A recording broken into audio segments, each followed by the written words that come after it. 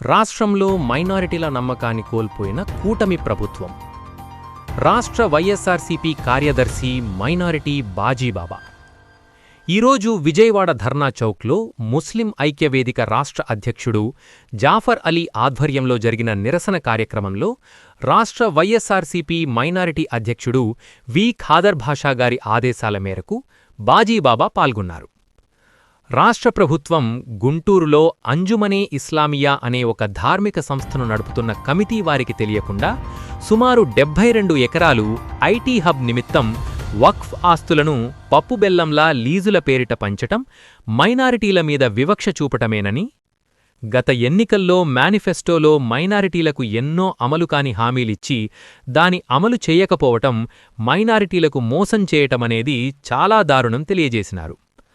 ముస్లిం ఐక్యవేదిక committee వారు చేస్తున్న ఈ పోరాటంలో రాష్ట్ర వైఎస్సార్ కాంగ్రెస్ పార్టీ మైనారిటీ విభాగం పూర్తిగా మద్దతు ఇస్తూ రాబోవు కాలంలో వక్ఫ్ ఆస్తుల మీద వైఎస్సార్ కాంగ్రెస్ పార్టీ ఊర్ధూతంగా పోరాటం చేస్తారని బాజీబాగా చెప్పారు.